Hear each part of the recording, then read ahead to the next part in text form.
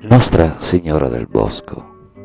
Una volta alcuni pastori sono andati a pascolare gli agnelli e sono entrati nel bosco e mentre gli agnelli erano pascolando hanno visto un'immagine di una Nostra Signora e a questa Nostra Signora l'hanno chiamata Nostra Signora del Bosco. Quando questi pastori sono tornati in città hanno detto quello che hanno acchiappato nel bosco e allora i sassaresi hanno creduto che questo fosse un avviso del cielo e allora hanno fatto una chiesetta e ci hanno posto questa Nostra Signora.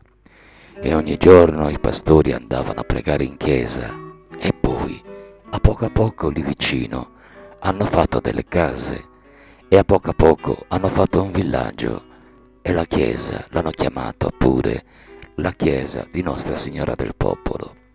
Tutti gli anni la gente faceva la festa di Nostra Signora, ma poi gli spagnoli non hanno lasciata far più, perché Nostra Signora la chiamavano Nostra Signora del Popolo.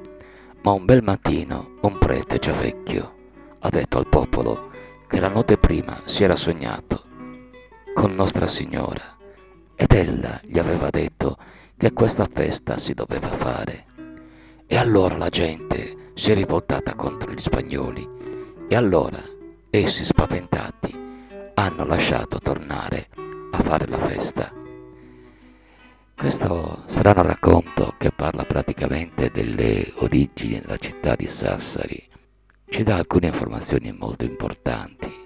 Prima di tutto che la città di Sassari era completamente coperta di boschi e che la città è sorta in delle zone ubertose e ricche d'acqua.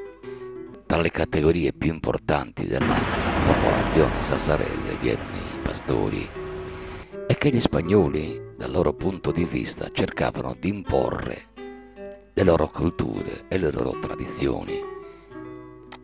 E un'altra cosa che noi inferriamo è che il popolo sassarese, fin da allora, come tutti i sardi, era un popolo indomabile.